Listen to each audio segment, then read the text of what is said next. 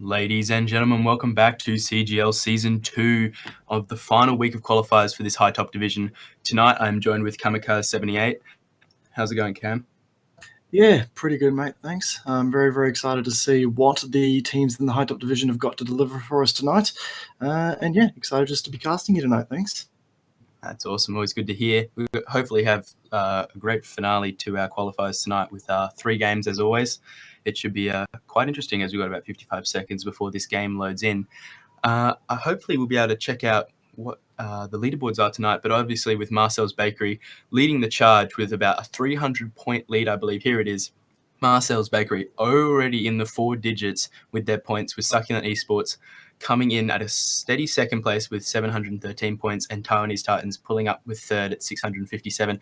Really, they've been the dominant 3 throughout the whole game, but Marcel's, after last week, really took a massive lead out with that 300 points. It was pretty close up until then, but now it looks like they've definitely guaranteed, unless something amazing happens tonight, it looks like they've got an easy first place for this season. Exactly right. They've been very consistent, high-tier performers throughout the entirety of these qualifier matches here.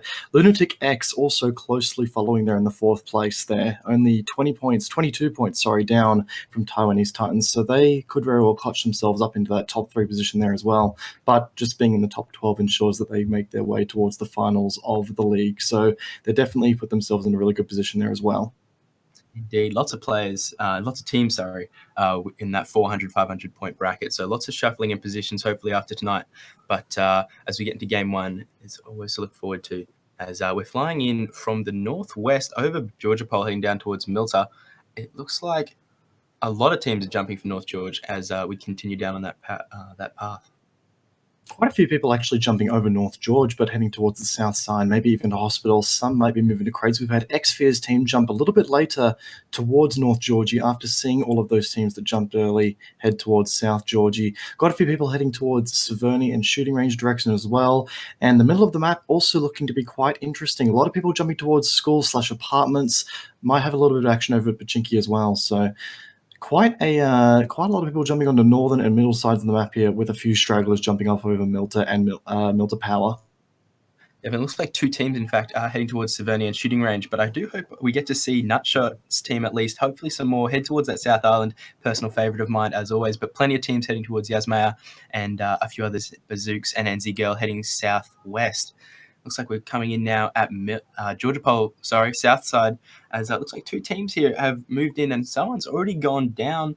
Not too sure who that was. In fact, it was What Is This? I'm not sure if he got shot or if it was fall damage. Maybe he fell off the apartment. I didn't quite catch it in the Yeah, it was definitely fall damage. Looks like he managed to lag his way off the building and catch a little bit of hang time. Unfortunately, he had the momentum there to get himself down.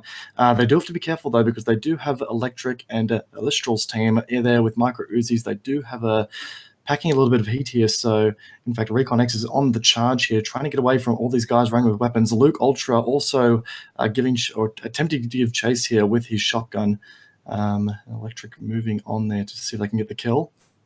Looks like No Joke Esports opted to get a quick loot up. Electric now moving in for No Joke. Takes out Recon. Looks to finish him off with that micro Uzi. Nice kill for him as he heads back towards that Witch Tower. But with all 4 of No Joke Esports in those Sugar Cube buildings and the other 3 of the enemies in those apartments, it may be a while until we see some more action, unless they choose to get aggressive here. But it looks like some more players are dying somewhere else on the map, with Astral now taking out What Is This? Looks like I was wrong with that. He must have got a shot through a window. Very nice kill by him, as the other 2 remaining moved into that left-hand apartment, looking to just try and find some weapons as everyone else moves back to looting. Astral will obviously be keeping an eye on it, in fact, hoping to snag 1 or 2 more kills. Exactly right. It looks like we do have a couple of technical difficulties here as far as the audio goes. We are trying to fix that up here for you guys. Just quickly trying to figure out what we can do here. See if we can get the audio back in for the stream real quickly. Yeah, always a few issues, but no worries. Archer's got it all handled. Hopefully we all fix in just a second. But it looks like lots of standard drops here. I believe 1 team may have headed to Nova. Didn't actually catch that, but a few teams heading towards Severny. It looks like all to be fairly standard drops in terms of base locations where that plane was heading. But lots of other kills happening now with that UMP Danknum taking out Schoolyard. Not exactly sure where that's happening, but we'll hopefully catch up with him later on. As Electric gets a revolver, always a nice headshot pistol if you are accurate enough. Mikesy knocks out Master Shiv with an AKM. Looks like he's got some nice loot early on. But as that first circle now spawns in over Severny and Roshok, it looks to be a fairly northern game, probably ending up over the top of that river, somewhere south of shooting range, if I had to guess. But it could obviously head straight over towards Yasmaya, as plenty of circles do choose to happen these days. But with those, hopefully the technical difficulties are out of the way, and we get right back into the rest of this game. Exactly right. We've also got Nutshot AU, what appears to be all by himself down there on the southern island with the military base. I can't see any other players on there either. Got a couple of other teams on the south coast, so they're going to have to get moving for that circle. At some point, we might see some action around Milta as well, with quite a few teams hanging around there as well. But we've also got a crate dropping in just to the east side of Roshok here. We've also got some action happening up here at Severny as well. Nudenator running away there with, in fact, he's just been knocked out as well. Markazi taking out Nudenator there with the AKM out of a moving vehicle. So that was an excellent shot by him. Meanwhile, we've got Power AU trying to get shots on the other team here, seeing if we can see if we can get that angle using the wrecked car as cover. Yeah, it looks like those two teams that head Severny did indeed collide, as they inevitably would. Power AU looks to get aggressive here on that south side, pushing up, knowing that one or two of them are knocked out. Not too many for them to go as he runs. He's running after the sole survivor, it looks like, just out the back, who's indeed on low health in the second story of that building. So Daily Fergo rocking a UMP, but very, very low health. All this other team needs to do is kind of sneeze on him to sort of get the kill here. Thing with Severny is it's a very small town by comparison to a lot of the towns out there. So when you've got multiple teams jumping on there, combat is inevitable. There's not a lot of real estate to share, especially when everyone's on that mad loot rush. And look at that, Daily Fergo making a rush out of the building there, but getting knocked out by Power AU, wiping the team. But that was quite the parkour move out the window there. Got to give points to effort on that one, and points for style. Terrifically well read by Power, though, as you saw. He heard him up in that second floor and didn't actually choose to push in, just chose to open the door and waited for him to run, and fell straight into his hands. So indeed, nice jumping by him, but well read by Power. As you move in to check out this drop, let's see what's inside it. Hopefully something interesting to start off the game with. But as it did land just to the east of Roshok, it looks like we can't open it up. As we just hover over it, maybe some technical difficulties, but hopefully we'll be able to see a squad head over there and grab it in a moment. But it is, yeah, it's not too close to anyone. Just that squad that's in Roshok probably have the best chance of getting to it if they had bothered to notice, but they may have been too busy inside buildings and looting. But as we said, Nutshot choosing to, he flew all the way just to the west of Novo by himself. I'm not sure the rest of his team are, probably somewhere around Milta, but interesting strategy by him. Probably noticed that no one else was heading there and just chose to get the free loot. But it looks like two other teams are now in all the fight. 3 are down. One has just been finished off there with Crossy, everyone dying, it looks like, with the sole survivor here running down the cliff and getting absolutely headshot. Well done by Dark there. And the rest of his team, in fact, they just cleared out an entire building and got the fourth one for free, really, as he tried to run in to help his friends. But well cleared by them. Looks like they have the rest of Roshok to themselves now, with only that other team over closer to the airdrop to worry about. Absolutely brutal start to the game there for some of these teams. A very aggressive start to this game with only 72 people left on the Eclipse of the first circle here. We are just going to lose visual for a few seconds here, guys, as we try to fix these audio issues. We do apologize for that. So we duck back over to the leaderboard. So yeah, quite an aggressive start here to the last round of qualifiers. A lot of teams trying to, seem to play very aggressively early, get in on that good loot, and try and secure themselves a really good position for the later stages of the game here. Definitely. With No Joke Esports actually only 8th on the ladder at the moment, it's good to see that Electric and the rest of their gang, Alestral and such, did get those early kills. That will definitely help them boost up those leaderboards. They are most likely not going to have to worry about falling out of the top 12 this evening, but it's always good to get a bit higher up the leaderboard just to look good in those final statistics. Exactly right. If you look at the leaderboard too, Maverick, ES, Primal, MQR, Zaki, Malaki, don't cut them out. They are quite close within the score, so all they need to do is actually score themselves a couple of high-placed games, and they might be back in the running for the top 12. It really does depend on how the other teams perform and whether they're going to get pushed out of that top 12 range today. We're going to see a lot of point fluctuations, I'm guessing. Definitely. Look, hopefully that audio is fixed for you guys now, which we apologize for that inconvenience, but hopefully it's all good for the rest of the night now. As we come in on Lipovka, looks like Rendog and Bundy, just taking a few shots here as Neon makes a runner for it up the road. Bundy found a nice Kar 98 early on at Lipovka, always a good pickup if you're lucky enough to find one. 5 a.m. taking a few shots as well. Looks like Neon's probably going to get away here unless... Oh, he's so close to dead. Kark 98 in hand from Bundy, and here's 5 a.m. is going to actually get the knockdown on it. Neon there with the M416. Some really nice shooting there. Bundy doing his best there with the Kar 98K, but considering that it is a sniper rifle, very, very difficult to hit moving targets at that sort of range.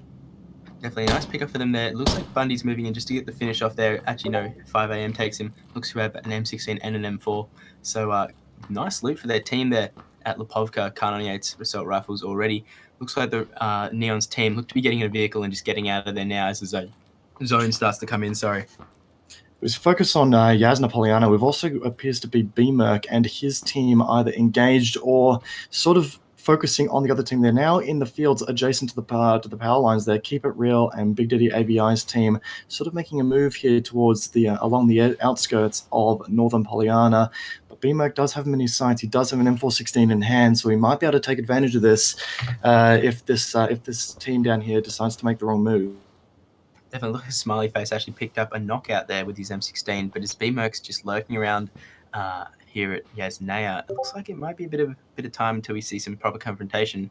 Unless these guys over at Apartments choose to move in, they definitely have enough room to get out of there. But Keep It Real takes some heavy fire there by B-Merc and gets finished off with the M4. Nice pick up by them.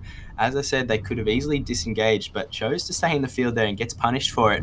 It'd be unlikely to see the rest of his team stick around after that. But B-Merc, nice kill for him. Looks to just keep an eye on it. They won't be able to loot his body for a while. But with that airdrop now, Blood moves in on the motorbike. Looks to be checking it out. Let's see what they get as Edge picks it up. What did they seem to get? Backpack level 3, cheek pad. They must have got a sniper rifle with that 8 times in there. 7.6 ammo in there, so it could either be an Looks M24 to be an M24. Beautiful, very nice. I believe, or is it an MK14? It's an MK14. Nice.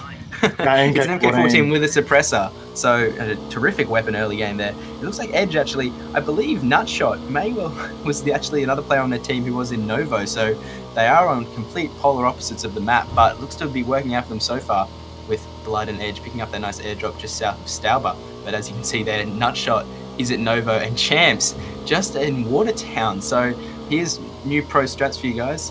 Just split up and go completely different areas of the map and just get all the best loot. So as we see him on Apartments now with Danzel, he's just creeping around the back of this yellow building, obviously aware of the imminent threat to the south, but just keeping safe for now.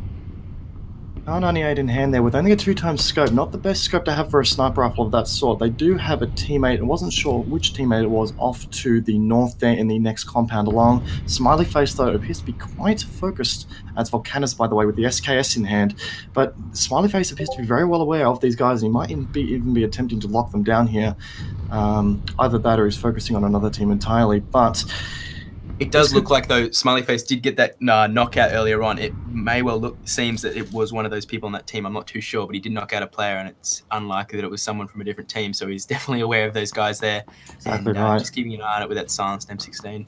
Looks as though he's going to really try and hold these guys up for as long as he can, you know, force them. In fact, he's taking hits now as well. So the guys down there in that compound from Aegis 7 Bravo really attempting to take advantage there, but Smiley Face doesn't want none of that. He's going to try and pop a few shots off towards the general direction. Danizel taking hits, getting knocked out entirely by Ballbags with the AKM in hand.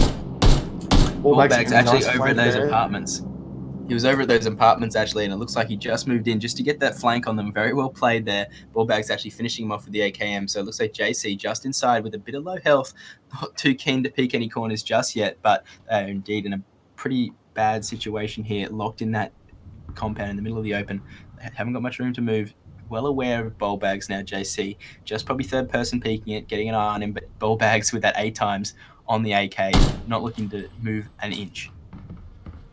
JC peeking for a moment, but he now knows that Ballbags has got eyes on him from that flank, and fallen NZM up on the top there as well. So the guys here at Aegis 7 Bravo, they're quite outpositioned here. They've got flanks on all sides.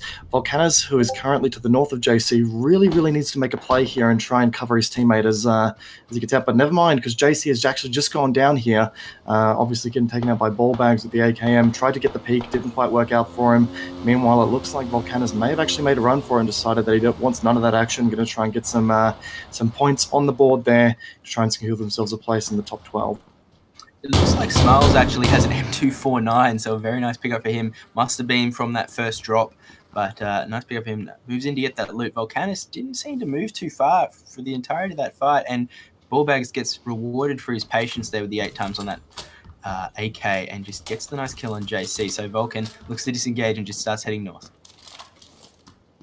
All right, so if we focus back on to the northern side of the map, we've got players everywhere here in vehicles. Sort of everyone's congregating on that northern side of the circle. Vehicles moving all over the shop. Some people in solo vehicles. We've also got convoys here near. Here's Plutonium, who was last week's meme as I proceeded to misidentify him with the wrong potassium call sign. Then again, making a move there through the vehicle. Actually, it seems they just appear to be going for a very passive driving tactic here, making him just sort of driving around in circles, avoiding engagement at all costs, trying to get a bit higher on the placement boards by just simply driving and making themselves harder targets to hit. Definitely. Looks like we've just got a few vehicles as they start heading towards south with Zinzu and Plutonium at the wheels. But it'd be actually good to check out what's going on with Nutshot's team, with them being so split up. I do hope to see what's going on with them. I'm not sure if he's still at Novo, but as we jump on board with Tintin, aggressive on this compound here, realizes there's some players there. Godless punishes him for trying to drive straight through the compound, and Plutonium swoops in and runs him over with the US. That was a cheeky little kill there from Plutonium, just finishing him off nice and quickly there with the vehicle. Very, very well played by him. Unlucky for Tintin there, because as we saw, Godless and Plutonium only just arrived at that compound, so seconds earlier and he would have gotten away with it most likely. But unfortunately, he does get finished off with the run over. But as they secure this compound, my personal favourite compound, as I've told many people I played with, is this building to the north of Roz. Always a great building to hold for those northern circles with such great vision around. But as that zone starts to move in, NZ Girl just over at the mountains south of George, and they're moving in, looking to get over to the north side of that river, as Nutshot's still hanging around at Novo, hopefully not pulling a TSM break here, but he's on that motorbike, so he will be making his way over to the north at significant speed. I was about to say, a common tactic here for Nutshot, assuming he doesn't hit him or a rock and, flip over the bike, is a common thing for him here is sort of tanking the circle as much as he can, entering the circle later in the game so he can catch more teams off guard, because not a lot of people in this stage of the game are going to be looking to the south. They're going to start establishing the fact that not many people are going to be coming from that southern flank, so by waiting that long, he's actually setting himself up for some really, really solid ambushes there. As we're on board now with NZ Girl, trying to get some last-minute loot here, just stocking up on a few of the essentials just to make sure that she's set up for the later stage of the game. Definitely just swapping out there to get 2 vehicles instead of the one full UAZ. They've now got a nice day hit for their troubles. So it looks like they have some decent loot there with the Tier 3 helmet and assault rifles, so they'll look to be a force to be reckoned with as this game gets into the later stages. But as they do cross this bridge, they're ambushed now by the guys over on the other side. I'm not exactly sure who it is, but it's BLT and Mick Cheng Lao. So they saw that coming, ambushing them on the bridge. NZGL goes down by a nice AKM headshot. K2 hasn't got much choice yet and is on the run and gets knocked out himself by Mr. Cheng Lao. So nice 2 pickups there. I'm not sure what happened to the rest of their team, but as NZGL and K2 go down, that UAZ is nowhere to be seen. Absolutely brutal shooting there. The fact that they managed to get them out of the moving vehicle there, very, very impressive stuff. And sometimes it just proves to show how effective it can be just to jump out and shoot at a vehicle, no matter whether you think you're going to get the kill or not. Sometimes it's just good just to shoot and see what happens. And when you've got 3 people shooting at one vehicle, lots of bullets flying in the general direction, surely someone's going to get a couple of hits, maybe even a couple of headshots there and finish off the kills. So Mr. Cheng Lao and co probably going to get their hands on some fairly decent loot here, maybe even that level 3 helmet if it's not too badly damaged. Mr. Cheng Lao teasing NZ Girl a little bit here. Brutal little execution there, just making sure that she knows that, yes, you're now out of the game. Definitely, but I'm not sure if he actually knew where NZ Girl was hiding for a while there, but as soon as he spotted her, ran in and finished it off. So I guess to get a nice bit of loot there for his troubles. But nice overview of the map here. Plenty of colours. Teams are well spread out on that north side, but that will obviously change as the game goes on. Nutshot actually isn't in the circle yet, and it looks like he's still down on the South Island. I'm not exactly sure what he's doing. We thought he was leaving, but he still looks to be leaving now. Not too sure what's going on there. He may actually well be trying to med out the circle, but as blood goes down south of Yasnaya, it doesn't look too good for the rest of his team.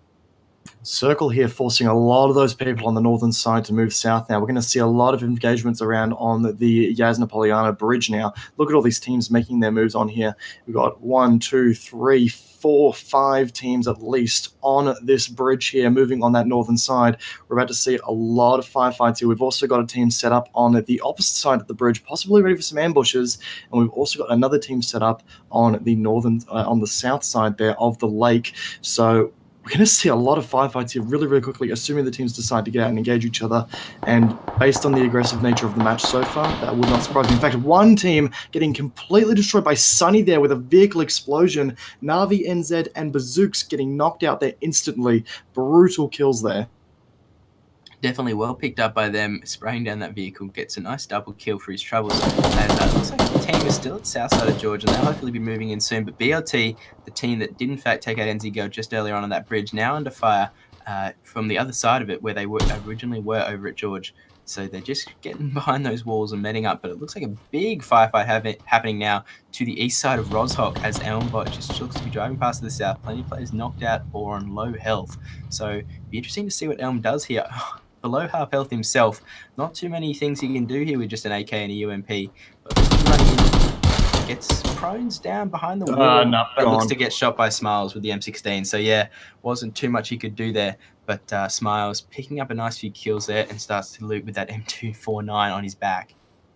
Ballbags still sitting in the rest of the team there. It looks like there's only him left for his team. Meanwhile, we've got Mike Z and Power AU's team basically sitting in the river there, basically playing the swimming game, a game that has been played by quite a few teams here just to make sure that they can get to the later stages of the game here and secure those placement points.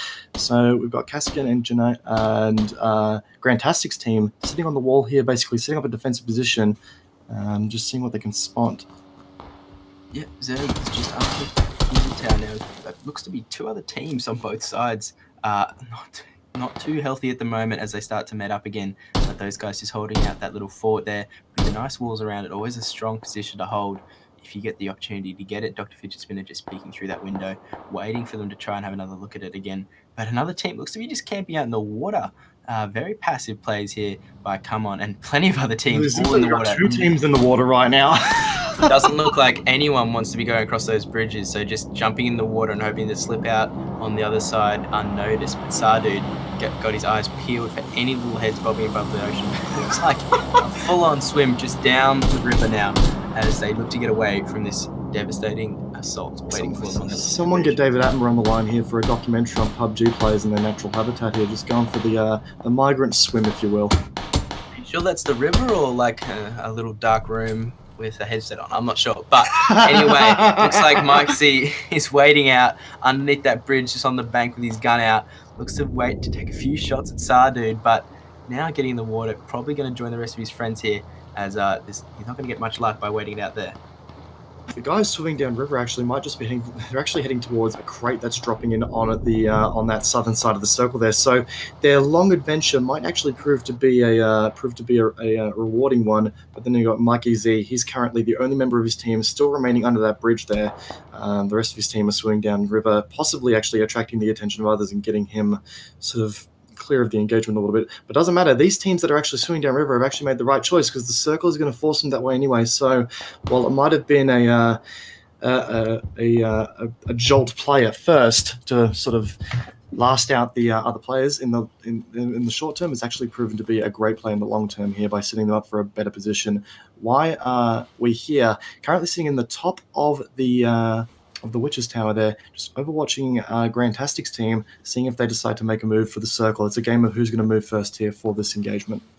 Definitely. They do have a Dacer underneath the stairs, so they do have that vehicle if needed if the tyres aren't popped, which is a small hope for them at the moment. But as Kaskin and them well aware that those players are there, probably going to wait it out with their own vehicles, most likely stored on the other side of the buildings. They'll just be waiting it out, hopefully to get a few kills on those guys as they try to leave and then just leave themselves at the last moment. But hopefully we'll be able to get a little look at that Dacer actually on the orange one, just to see what the tyres are like. If they're actually still all in good condition, they have a hope here, but no. Both of them are popped, so they are in a bit of a trouble here. Not too a speedy getaway waiting for them, so they look to maybe jump out those back windows. Where are we now? Looks to be struggling actually. Doesn't seem to be able to manage to jump out those windows as Zerg and Polo wait for him, but they will have to make a run for it as hopefully they aren't spotted, but Gaskin and them now on the run. Why are we here in Polonian's team deciding to go for the water migration route as well? But by doing that, the circle is going to start moving very soon. They are on the faster moving side of the circle, which means that they are going to take a little bit of damage from it. Might not be enough time for them to get out of there. Smiles throwing a couple of grenades on B-Merc's way. Going to try and get a cheeky kill there here and there. Have seen grenades been very powerful over the past week or so. He does have the M249 also ready to go, so he might be able to put this to good use in the CQC environment. Definitely. Hopefully there'll be a few more vehicles for him to spray down. They are always an exciting thing to watch, but as Ballbags pulls out a few more nades, it looks to be they're just throwing some explosives back and forth at the moment, not looking to engage and take too much damage, as they are well aware many more teams are on the way. But we have a quick look over at this airdrop. I don't believe it's been looted yet. Looks like it has a nice military vest and an M24, so if anyone manages to get their hands on that, they'll be very happy indeed with all the gear they need. Smiles not too far away from it, but they may not care at all at the moment, and they just worry about those other players nearby. The thing is, when you're in this stage of the game right now, loot should be the least of your concern. You should always focusing on getting a nice position and holding in that position, only moving when you have to or when the circle forces you to. That crate right there is in the worst possible position for anyone to go looting, really. You've got anyone who's at the school right now overwatching that crate position. You've got Xfear's team potentially getting eyes on it as well. It's a really risky move. Big Daddy AVI we're on board with now as he's moving for the circle here. Lone Kebab and Dankum slowly moving in there as well. They're going to get the drop on the team that's just over the hill there. I can't quite tell who it is. It's Deaths Won't Kill You's team. They might actually get the drop on them here if they are quick. Then again, they are going to take a lot of damage from the circle in general. They are really rushing for it now to make sure that they can get through there. It's going to be really, really close, but Deaths Won't Kill You's team getting out of there just in time before the ambush can happen. Definitely looks like he just made it by the skin of his teeth there. Nutshot actually looking to have an improvised, updated version, let's say, of that TSM break strategy. Just hanging back outside the zone with plenty of meds, most likely. Just tanking it out into the late game so he can just sneak inside and stay alive. Not too sure what's happened to the rest of his team, but just playing the solo at the moment. With we jump on board with Danknam, just healing up in that field. The new circle looks to be over the eastern side of Rosok, sorry, as plenty of those teams that are in the water indeed can stay there for a while longer. There's plenty of players now just healing up, trying to get ready for that ambush that is to come over those hills in just a few moments. But look at all those players on the minimap coming down that river. It's a storm as they all move in with come on just out the back. There's still plenty of teams hugging the barriers. As we said, the Waterloo migration proving to be the strategy of the choice here. Smiles 91 taking the M24 here, making the ballsy move. We've also got Fallen NZM managing to find a ghillie suit at some point during the game as well. So with this circle potentially finishing in an open field here where lots of grass is, he might actually be in a really strong position here and might be able to play the long stealthy game here and net himself a high position for his team. This game has been really, really interesting in the sense that we've had a very aggressive start from multiple teams. The game sort of calmed down for a bit during the mid game, and now we've got ourselves a very intensive end game here as well, with 43 players all existing in this very tiny circle. Yeah, indeed. Big Daddy just stuck out there behind a rock with his Carnonet out at the moment. Hopefully has a few more meds. Not too sure. Just fully stimmed up at the moment as waits it out, but the zone is right behind him, so he doesn't have much time to wait. But he may get lucky here as the guys that were waiting for him aren't inside the circle either. Come on now, gets shot as he tries to move up the embankment, trying to run away from that zone, and gets punished for it. With a few more players still in the water there, it looks to be two different teams with Resolves on one side, and Mikesy and Prudge, it may be three different teams. I'm not too sure there, but all just trying to stay out of harm's way in that water at the moment. But Grantastic and Dr. Fidget Spinner all getting punished pretty hard here by the zone. Extremely lucky, both of them making it in, but Dr. Fidget Spinner gets now shot and both of them get punished with very little health. Not much they could do there, but didn't keep an eye on that circle long enough. Looks like Champs and Nutshot now, both members of the same team, actually on different sides of the circle, just sticking it out outside at the moment. Champs in a boat, so that'll be interesting to see what happens here. It'll be incredible to see them actually place in the top three. Definitely proving that kills don't really matter in this game if you can, as long as you can place high, you can stay outside the zone for the entirety of it. But as we're on board with Ballbags, currently the number one team on the leaderboards, I believe, just on that northeastern side, just staying out of the palms. Look at all these players in the water.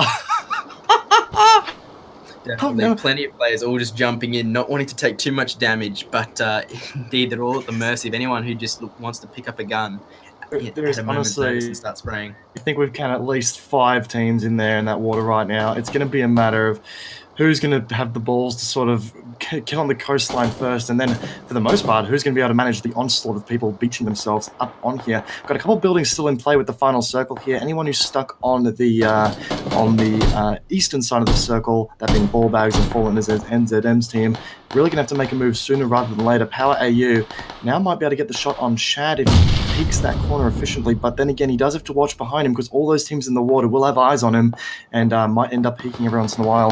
Depends on really who's going to make that choice, but he does have his teammates covering his 6 there as well. Chad actually taking out Ball Bags and another member of his team. Extremely well played by him just before he gets knocked out by the play zone, and Power AU cleaning up. So it does indeed look like Marcel's Bakery is out of it with over 20 players still alive. So for any of those top 2, number 3 teams on the leaderboard, that is good news for them as they hope to make a quick comeback up on that leaderboard. They may well be able to snatch the zone away if that happens once or twice more this evening. But Power AU running up behind that building with players inside. Very lucky for him indeed as he gets up against that wall and starts meting up. Looks to be the sole survivor. Actually, no, Prage is in the water as well. Looks like everyone has a team member in the water at the moment. But Power AU now getting that information from Prage knows where most of those players are in the water and will be able to scope it out with that 8 times. So with a few players selected inside those buildings, it's their lucky day now. But with only one building, it looks like left in the zone, it looks like Godless and his team are in prime position to win this one. Power AU also in a really good position there up against the water. He might actually be able to get a few cheeky kills off on the people still in the water. This second to last circle actually still in the water to a certain extent. So we're going to see a lot of players literally on the coastline basically hugging each other, just sitting in the water there, brushing up on good times, before the shooting started. But then again, once they're forced to beach, it's going to be an absolute massacre. We do have a couple teams on the western side of the circle, and they're going to have to move in as well eventually. Depends on when they decide to do so. But then again, with this amount of players still in the circle and the circle getting smaller and smaller, there's going to be a real fight for real estate happening very, very soon. Indeed. It looks like Nutshot actually is inside that zone and is in the water himself. But Champ's getting a nice kill. I saw in that chat for him. Not exactly sure where he is. It looks like he's in the water as well, so he must have jumped up on the embankment. As Kim Jong now moves up to another wall of this compound here. Doesn't look like he's inside the zone at the moment, so that can't be a permanent resting place for him. Hopefully he knows that, but not many options for him as he is forced to move inside the compound and will be at the mercy of those players inside. But Xphere gets rushed by AK Gary. AK Gary drops now. Wasn't accurate enough with the UMP. Xphere left on a slither of health, just crouching down inside that building, looking to heal up. Dark now, well aware that he must be healing up inside that zone. Peeks the window, very lucky indeed not to be spotted. Well played by Xphere now. Knows that player will be getting revived very soon. Maybe able to capitalize on that, but the zone is moving in, covering that building completely. Lots of damage will be done. Dank and Xphere very close indeed. Just a wall separating them. I'm not too sure what Xphere is going to have to do here because he will be forced to go outside the zone to get out of the building, and Dark knowing very well where he must be with such limited room. But Dark looking to just bail. He doesn't want to wait it out. Fully exposed to many other players, so maybe be a good long-term decision for him to just get out of there and not worry about it for now. As hoping that Ball Bags isn't not Ball Bags. As Xphere isn't aware that he's left. Resolves now getting shot at by Godless. Godless is just waiting to take shots at anyone that peeks their head, getting a breath of air. But really, when they are forced to get up on that embankment, which they may cheeky headshot, very cheeky headshot there. He's trying to get a couple kills here and there. He did throw a grenade into the water as well, trying to do a bit of a dynamite fishing, if you will, to a certain extent. But then again, there's a case right now of who's going to beach first.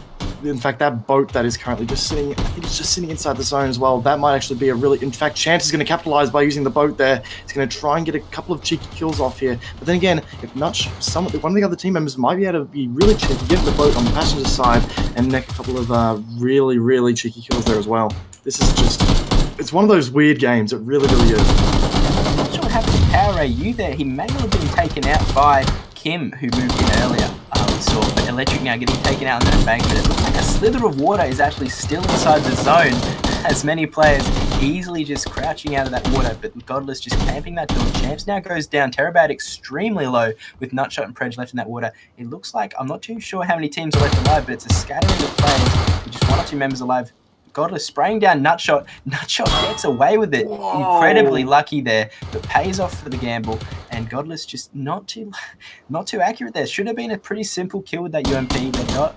But unfortunately doesn't get the kill. Looks like a few members are alive. Darkstorm actually made it inside the building, so well played by him there, as Undercover is still alive as well with Kim on the outside. Hopefully we can pull up that alive players menu on the left there in just a second, just to see who's still alive and get a reading of it. So it looks like we've actually got heaps of teams alive, more than I expected. 6 in total, with 3 just with 1 player alive.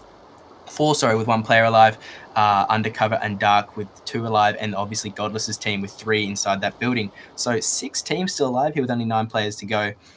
Incredibly, it's going to be a rush to the finish as this zone starts to move in now. Nutshot kills Terabad there at the water's edge as they are forced to move in. He's got a nice line of sight with him with that wall to his back, just spraying down at Predge now, surrounded by crates here as he gets moved in by that circle himself. Predge is just going to take some serious damage by that circle in a second, but it's really, he's just camping the edge of it, by bidding his time. That circle won't be moving into the next stage as he peeks. Notices Nutshot wasn't looking, but too quick was Nutshot there as he flicks back. Godless and Senzu still on the 2nd floor. Kim Jong Nuke still outside that building, just behind the wall, and Undercover and Darkstorm just in the corner of that building on the 1st floor. So really, it looks like not much action is going to happen here now until that final circle moves in, but that won't happen for another minute or so, I do believe. So really, we might be at a stalemate. If Nutshot plays this really smartly, he can just wait on the outside of the building here, wait for the circle to push all these guys out, and then ambush them all as they move, and use the chaos basically to pick off the kills that he needs to. If he plays this smart, if he plays it well, he doesn't actually have to move here. He's got the terrain here covering him.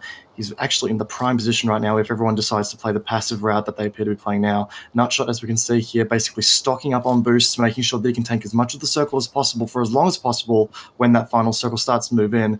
All these teams now really making the last little bits of use of the real estate they've got. Kim Jong Nuke is going to have to do some hardcore parkour to get out of that little spot there as well without taking too much damage when that final circle moves in. He might also play the very passive route. Godless also looking at pulling a smoke grenade for a second then. All these teams now really have to decide how they're going to approach this because it's going to be difficult. Nutshot, again, I think is right now in the prime position if he decides to play this smart. Definitely. They do actually have about 15 seconds when that final circle does show where it's going to finish. So they will have enough time to pull out some smokes. Plutonium well aware of where Nutshot is and just trying to scope it out as they move in. But now we've got 10 seconds to go. I'm not exactly sure where that final circle lies, but it really does come down to pure luck here, I believe. If it's inside the building, Nutshot and Kim are in a pretty difficult situation here, but Snokes look to go out. It looks like they may have to jump out of the building here as Nutshot sprays down Kim, gets the nice kill there with the UMP. Looks to be only 6 alive now. The zone starts to move in. Godless goes down. Dark, low. They move in. Only 2 teams remaining as Godless and them go down. Undercover still alive and Undercover survives. Gets the win. Wow. Well outside the zone himself, I believe. I'm unsure exactly how the rest of those players went down, but well, an incredible kill there. Incredible win there, sorry. Doesn't look to have had to kill anybody at the end of the game. They're just camping out on the 1st floor. So, well played by them. Crossy with 6 kills, Dark and Stormy with 4, and Undercover with 2, with AK Gary going down early, only getting 0. So, Godless and them clutching a 2nd place. Well played by them. I thought they'd have a good chance of winning this one, but unfortunately, they do take too much damage by that circle, it seems. Well, it appears as though what appears to have happened is the last guy on Godless's team was outside the circle, and after getting caught up in that firefight, he obviously took a couple of hits there and wasn't able to tank as much damage from the circle. Undercover Fob, by sitting in the building outside of the engagement, he basically waited for the combat to settle down, tank as much damage as he could, and essentially lasted out in the circle and let the circle do its work. This was the final circle where there would be no safe area at the end of it. So really, really well played there by Undercover Fob, thinking outside the box, or in this case, outside the circle, and it paid off for him. So very well played. A great game 1 here tonight. We'll be back in just a few minutes here with the second one. Don't go anywhere. Thanks for watching, and we'll see you in just a few minutes.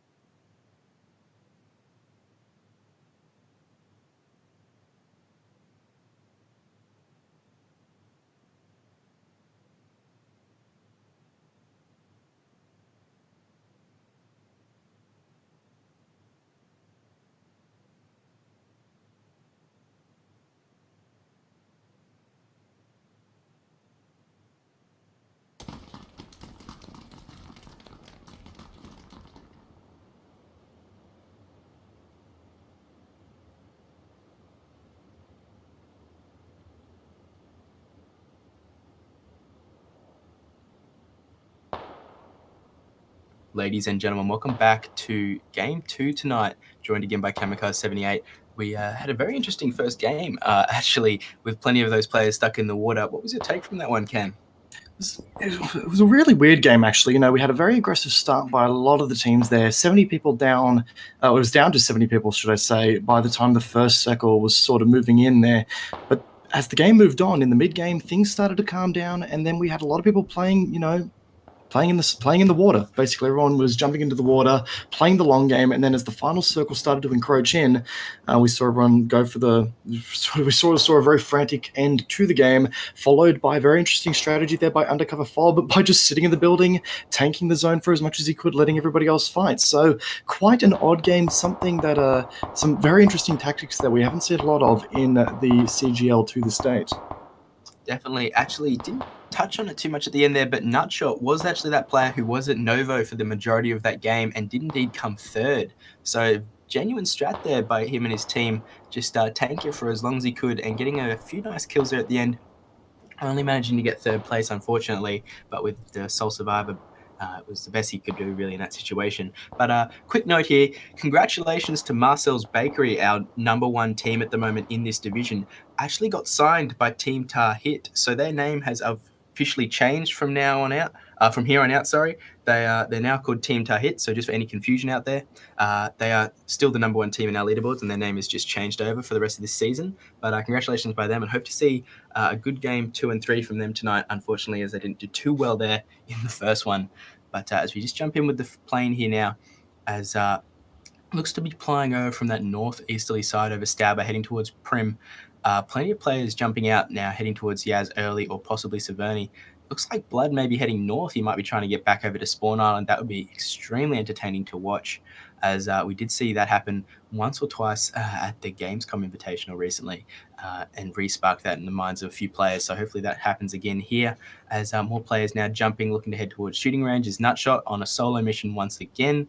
Plenty more players heading towards Georgia Pole as expected, and a few more heading towards school, Roshulk, and in that prison to Milta direction. A few more players obviously jumping late to go to Prim, and hopefully we might be able to see Bazooks or Defs won't head towards military. I'm not too sure what the possibilities are there, but it was a plane that wasn't too close to it, so it's definitely a high chance for at least one team to take that opportunity there.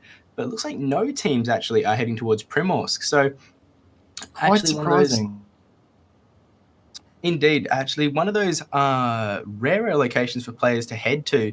As you look at it now, you'd be like, why wouldn't someone go to Primorsk? But everyone obviously thinks that at the end of the plane, it's flying straight over it. So everyone just avoiding it, and really, it would have been free loot for anyone who chanced to go there. But Blood now looks to be in a boat or a car up on the north there. Looks to be heading down towards Severny. May have sussed out that no one was heading there and was just getting a boat, in fact. So unfortunately, won't be seeing anyone go to the spawn island just yet. But two teams now engaging on the north side of Yasnaya now, as Beamer picks up a nice kill on Recon with that M16. Looks to be heading upstairs, just sussing out what's going on. Invisible Scars there, just around the corner with a revolver. Yeah, his Invisible Scars, his teammate, getting a nice little kill there on Uzurai, so securing that building as much as he can. What is this in the northern side of the town there near Rabs, who's got a shotgun in hand, so it's going to be a case of two CQC weapons duking it out there, seeing what they can pull off. Meanwhile, we do have B-Merc here and Invisible Scars both running ARs. They've got a bit more range capability here. We've also got a couple of other teams what appears to be on the eastern side of Pollyanna, basically watching over this little firefight here. Rabs has to be careful, though. His backside is a little bit exposed there, and if the teams catch some sort of interest there in him, they might actually knock a kill out. But then again, he is right on what is this, his tail now. What is this? Making a dart for it. Not quite on. Only just getting tagged there by the shotgun on very, very low health now. He has to be careful as B-Merc manages to pick him off and gets the kill. That said, though, what is this? Definitely put up a fight. B-Merc getting it tagged quite heavily there. Meanwhile, we do have Terabad's team and NZ Girl currently over up on the far eastern side of Pollyanna in the high rises. And yes, what a circle. I am such a fan of military finishes. Always great fun to spectate. And with no players actually initially heading in that direction, it will be a great rush for those teams on the north side. I'm a massive fan of the military finishes, as many players are. I'm not too sure if you're keen on it when you're as north as Blood and Nutshot are, but it is a great thing to watch as Sardut and Headlow make a run for it now across the bridge. It's going to be a case of first in best dressed here for these teams now who make a rush for the military base, because no one went there at the start. So basically, all the loot is now ripe for the picking there. Anyone who basically it's first in best dressed there to get some nice level 3 loot potentially, and basically get a secure down on the bridges, on the river, and make sure that no teams can get the advantage here. So Sardude and Headlow, depending on how they decide to play, this might be in a superior position here. We've also got Deaths Won't Kill You via boat. We've also got Plutonian's team making a push across the other bridge, and Godless currently positioned up in Novo crates. So those teams making a mad rush down the water there and across the bridges. Definitely, it's always great fun to watch these circles play out as players are forced across those 2 bridges or to find a boat. It'll be interesting to see if some teams do opt to try and beach those boats that remain in the water now. But as there are plenty of players over in Georgia Pole, and they're looking to get some nice loot, not engaging too often now, but just looting up as the game continues. Considering that people on the farthest north side of the circle are going to have to move soon, considering they're on the fast moving side of that circle. Meanwhile, we've got Navi NZ currently running shotgun in hand, making a move up to Kaskin there. He's also got Dr. Fidget Spinner to worry about, depending on how they decide to flank. In fact, Dr. Fidget Spinner currently moving at Mark 5 with his hair on fire in his car, trying to come up here and support his teammates. Kaskin getting knocked out there by Resolves with the AKM in hand. So Dr. Fidget Spinner may choose to play a bit more of a pacifist route here and get the hell out of here. He knows he's outgunned, he knows he's outmanned, and he has in fact decided to get back into his buggy and get the hell out of Dodge, knowing that he is best now just to get placement points for his team. Great use of that buggy there, just getting out while he can there with Navi just running up with the shotgun. Won't be able to do much at that range, but gets out cleanly there, no damage taken. So really looks to be probably getting those placement points from now on, as another car is flying around actually. Fantastic. Oh, with the shotgun just misses him. Actually managed to get the knockout there. Really, really risky missing the first shot there, but now Navi is going to have a UMP-45, as that's what Grandtastic was carrying. Very, very brutal murder down there, and Dr. Fidget Spinner, after seeing that, will surely decide, nah, that's enough of that action, I'm out of here. Well played by him there, dodging that buggy. Now has Scar in hand on come on, taking a few shots at Dr. Fidget Spinner as he flies along in that buggy. But now with the rest of his team out of play, he looks to just make a run for it. Plenty of players still on the north side of this map, though, with Edge, Oz, Blood, and Nutshot far up in the northern hemisphere, to put it. But with, I'm not too sure, we may well see them tank the circle again with such a journey ahead of them.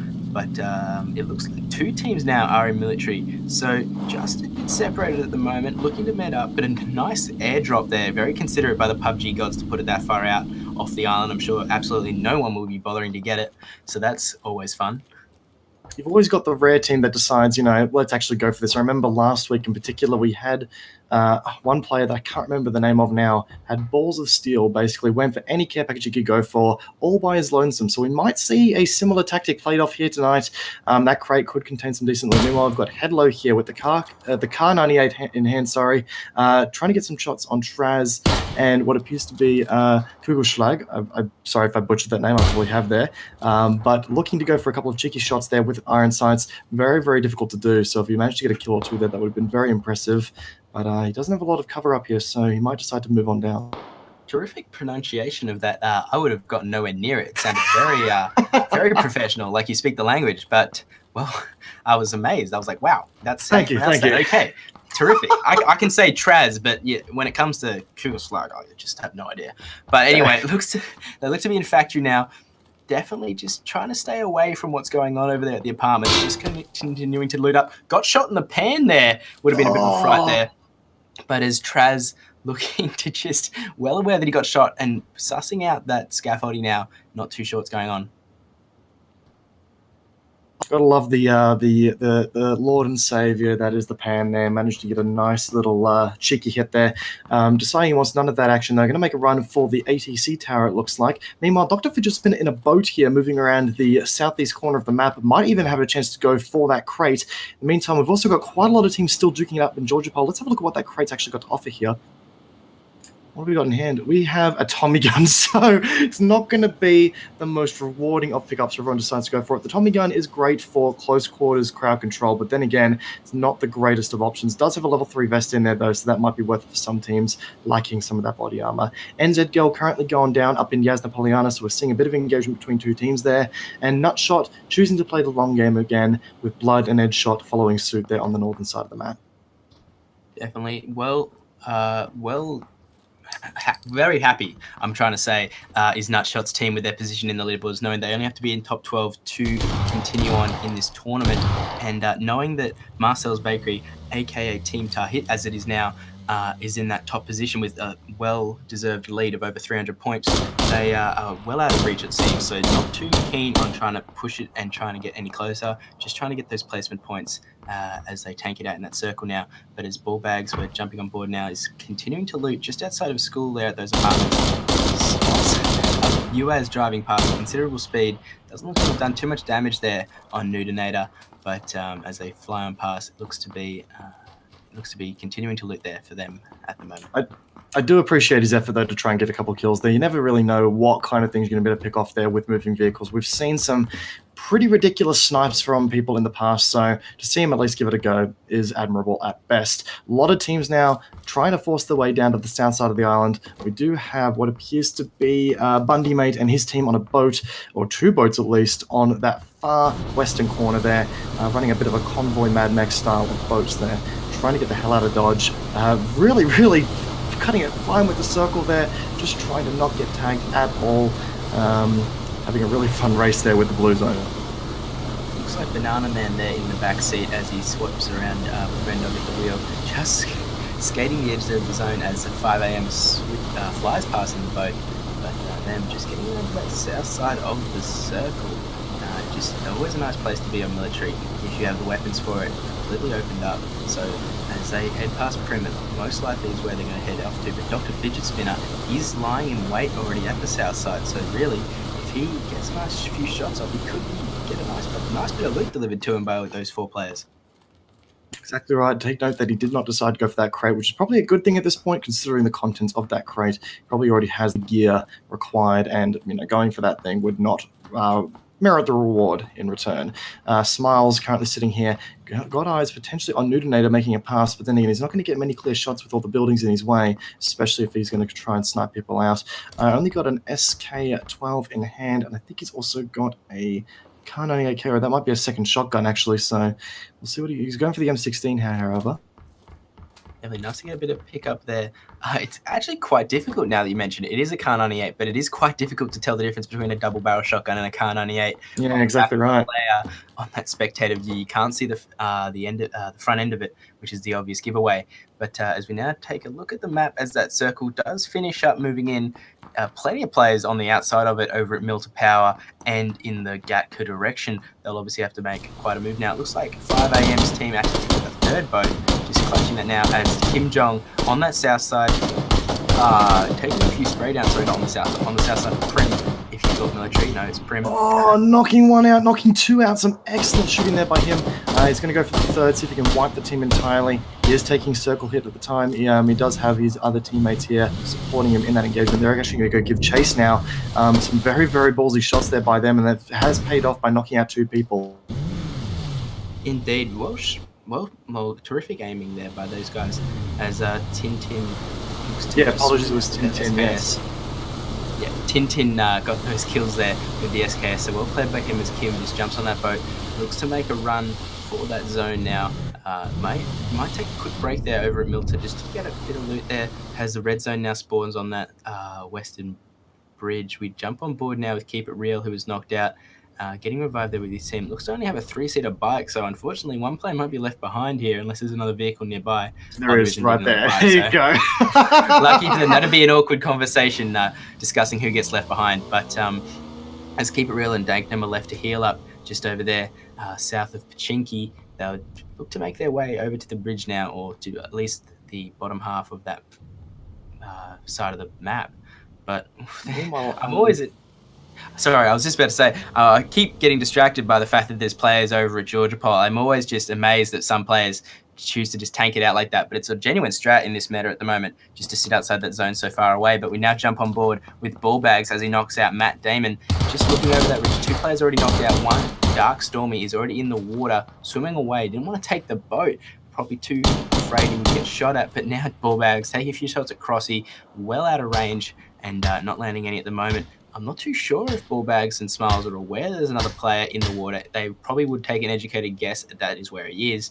but looking to move in now. Not too worried, just keeping an eye on that shoreline as Dark and Stormy looks to make a swim away from the area. Meanwhile, you've got Dr. Fidget Spinner currently sitting up here in the rocks. He knows that there's multiple teams now on his position. Looks like we've got Sardude and Headlow's team up above him here.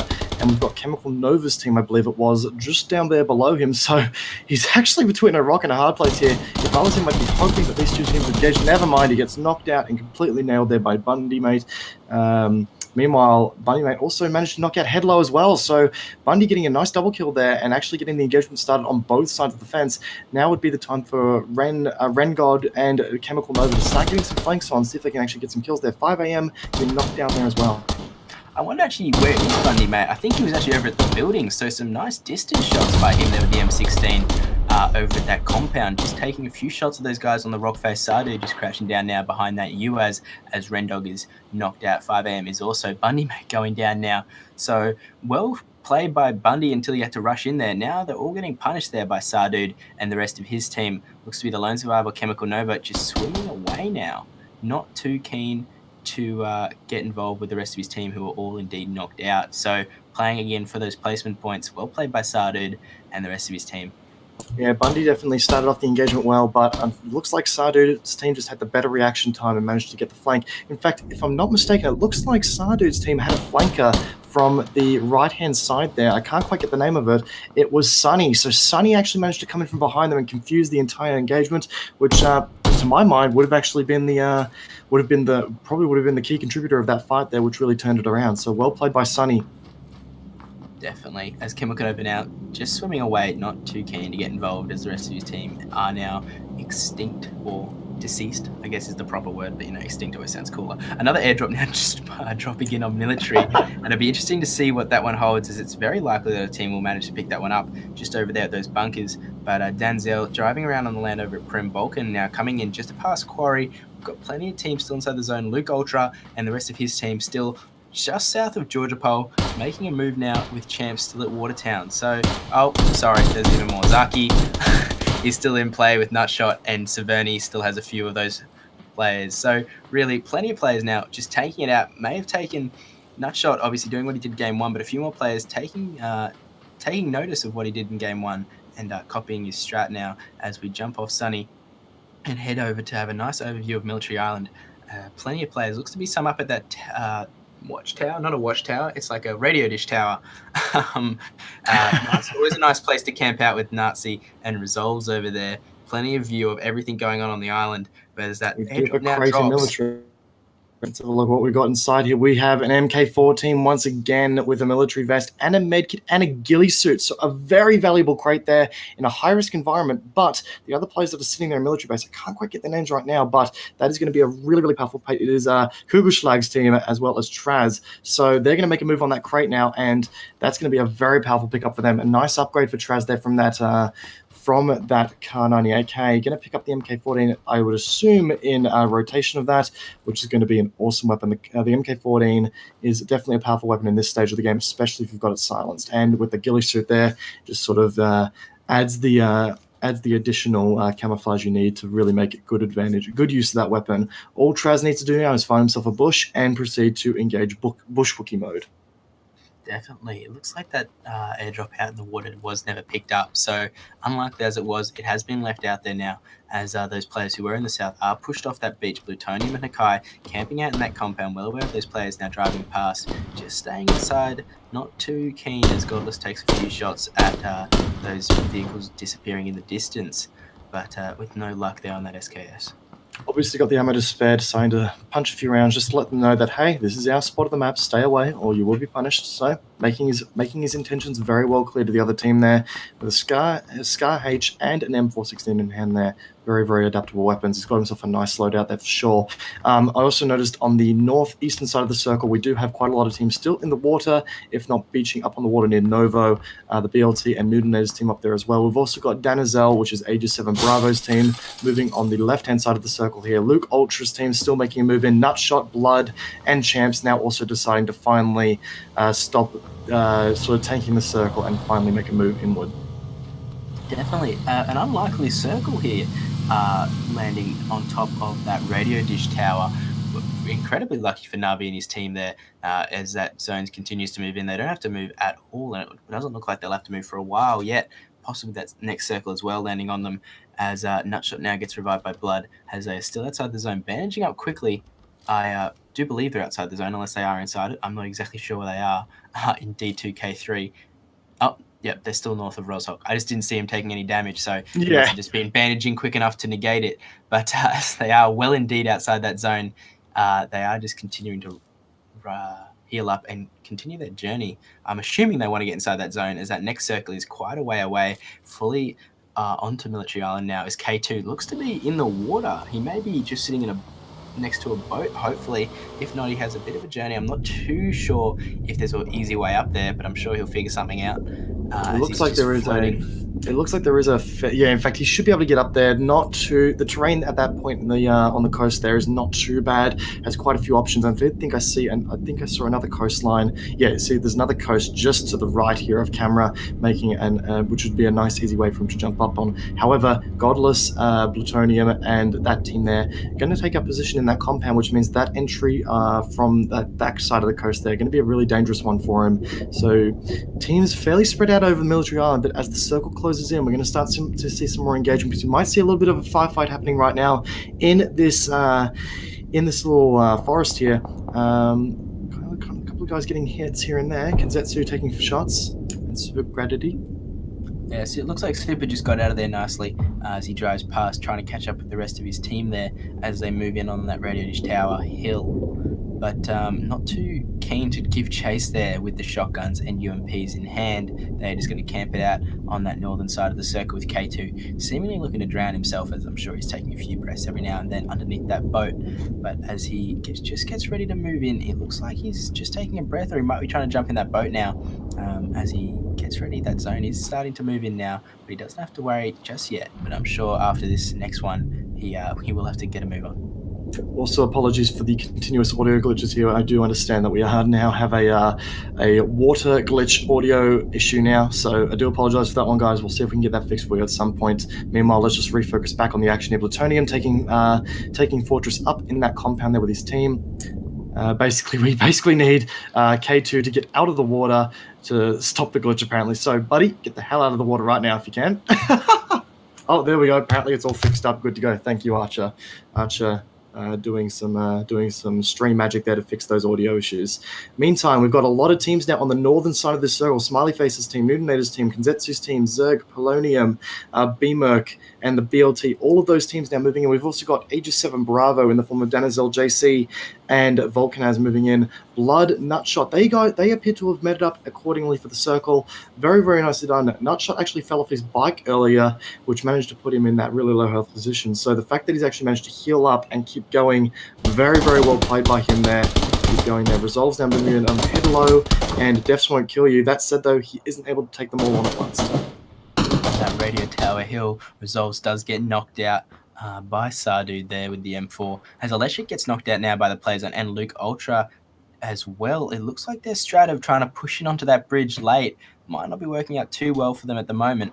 But as Nutshot and Blood coming in the rear, well prepared for this circle indeed. As Champs, he's on that south side, they might swing past to pick him up as that next zone comes in, but not too lucky there for No Joke Esports, as they do get taken out by that circle. But Navi does get his hand onto Resolves now as he starts to loot up, but Sardude pushing up that hill. Oh, it doesn't look like Resolves. Sorry.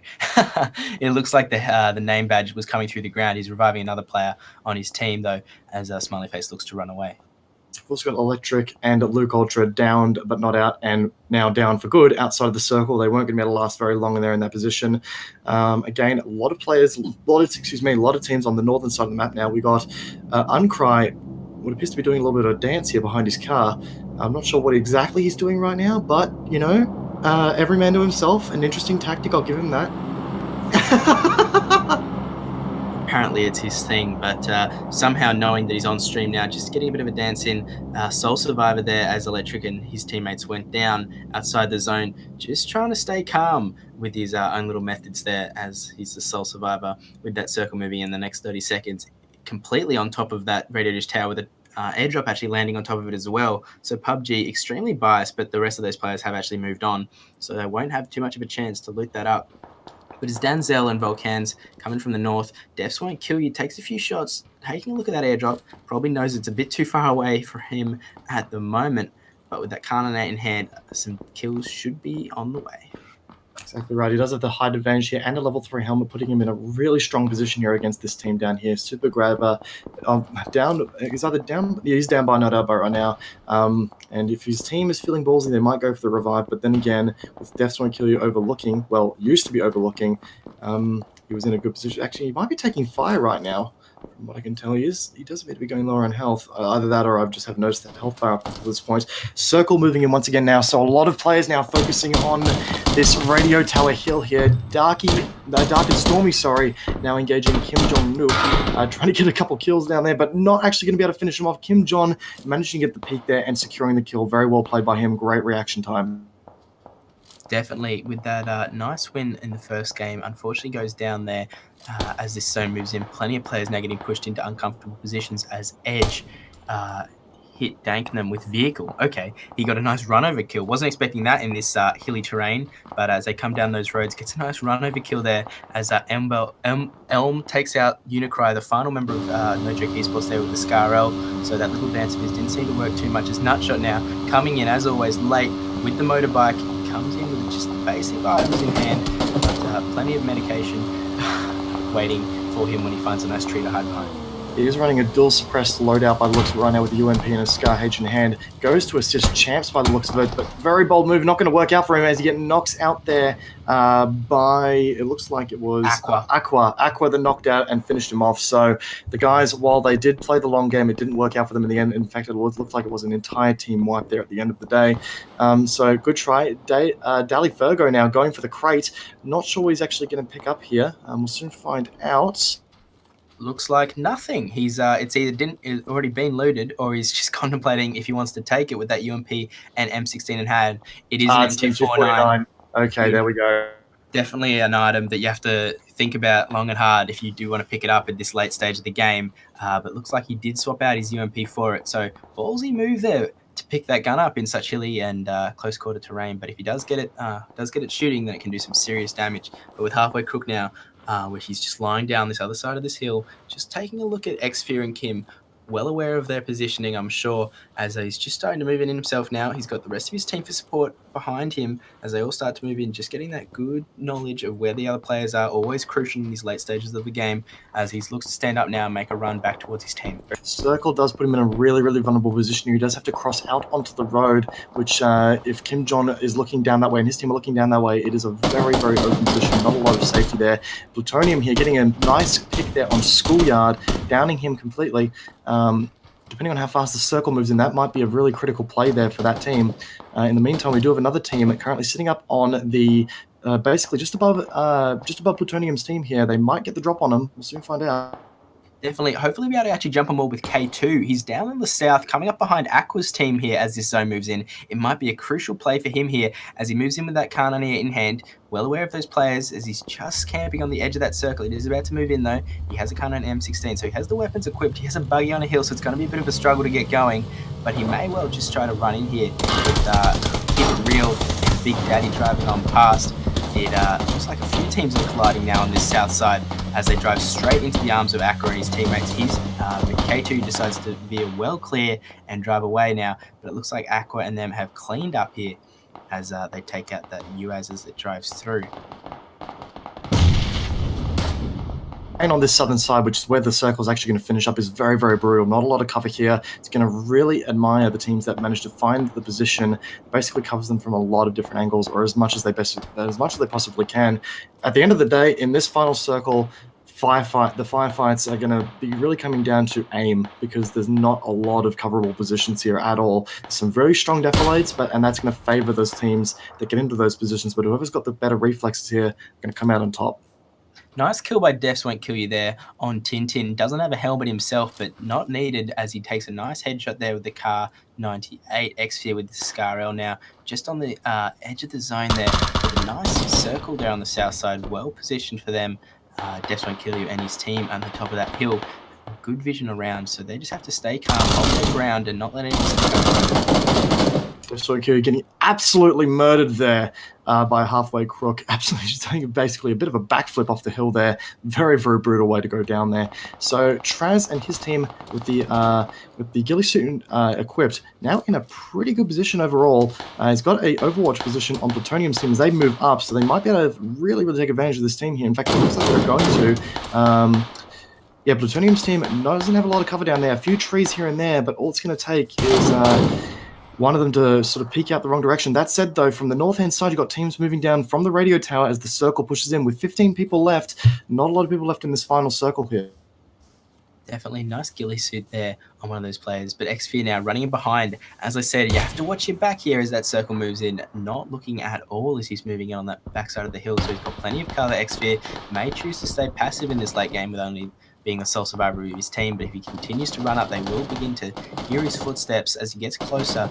But just staying safe at the moment with plenty of players all spread out. No one in the middle. That next circle does pop to the north. So those players on the south side will have to move in. One of their players does drop now as that player to the west takes a few shots off, but he will be revived. So those 4 players to the south will have to move in quite soon. It looks like some actual full teams, unlike last game where there was lots of singles still alive. We've got 3 pretty much full teams here with only Resolves with only 3 left in hand. So with 3 teams to go, they've all made top 3 now. Resolves is splitting out 4 players, takes out Plutonium with the AK there nicely. Gets a few more shots at Godless. He looks to be cleaning up here with that AK in hand. Very nice flank here. He's got Senzu down pat here. He's going to either get down. He's got Godless and Plutonium down, but I think it was the case. He's now taking shots at Senzu. Gets Senzu down as well. Now going for the final kills there. Circle's moving in, so he's got to start moving. His Circle's not moving in just yet, but he looks like he was taking very slight damage from the Circle by moving in just a little too close there. Getting all those final kills off too. So very, very, very brutal play there. Hakai V2, the only person left there for that team. So again, cleaning up here. Aqua, Traz, Halfway Crook, and Kugelschlag now in the best possible spot here. They've got the high ground, and the circle has favored them big time. Now what they've got to do is play really, really defensively. Aqua with that HE in hand, looking to maybe take a throw at that rock there with Navi and come on behind it. Looks a bit of passive play here as that circle has to move in the next 5 seconds. So those guys to the south, he will have to start moving in. But Hakai may just play this as passive as possible, sneaking up behind Resolves and just staying quiet until they do the work for him. But with Traz on low health and Aqua with that Scarrel in hand, they are just playing safe now. Resolve's going to work on Halfway Crook. Come on, kills Hakai, so that secures Resolve's flank there for him, actually. It actually worked in his favor there. Resolve's moving around the back of the rest of the team. Might prove to be a really beneficial play here. He does have the angle on Kugelschlag, gets a bit of a spray off. Doesn't get any connections, though. Wait, never mind. It goes down, and Resolve's coming out with the flank of the Sentry there, knocking out 2 teams by that play. Excellent work. Definitely a very nice carry there by Resolves, and come on with 10 kills and 5 kills apiece. Navi coming in with 3, and Bazooks not picking up 1 this game, unfortunately, but a very, very strong win there as they take out Aqua and his team, who get a nice 2nd place with a couple of kills each. Godless and his team coming in at 3rd, and a very strong finish there by that top team, Resolve, picking up 10 kills. Incredibly well played. Very, very well played by him indeed. Killing 10% of the match right there in a squad game itself is difficult to do, and that was, again, really, really effective there. Nice win there by Team Lunatics. So thank you so much for watching Game 2 tonight. We have one more coming up for you in just a few moments, so don't go anywhere.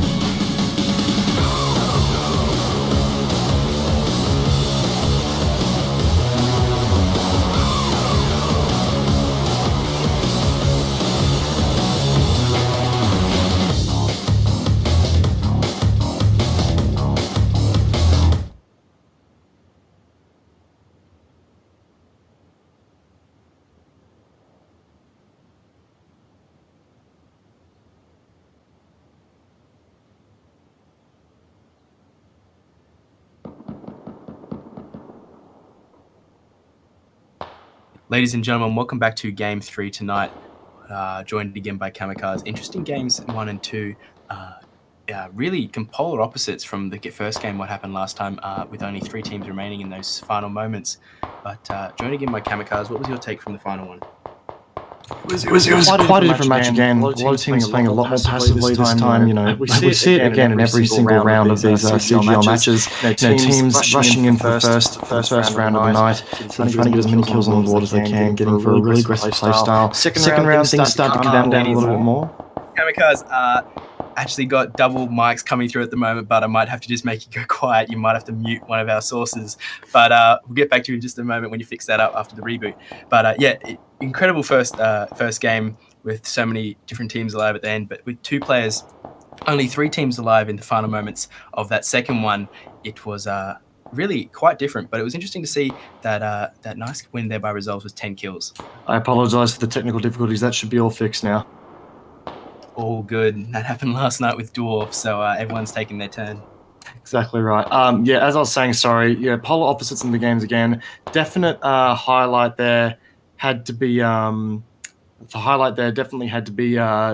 Resolves on his flanks there, knocking out a total of 10 players for the whole night. So really, really impressive. Indeed, as is playing now, we're jumping on board with that sunset map. Of course, it'll be interesting to see what we get here now as it comes straight from north to south, just to the western side of Severny. Hopefully we'll be able to see a few players go military base and possibly some go Georgia Pole, obviously. But it'll be interesting to see if anyone go military, and that Milter side, obviously always a scary location to go, with people thinking it's just too popular. But really, not many players do end up going there. So obviously, with multiple teams dropping Severny and in that Georgia Pole direction as expected, all just splitting down the middle.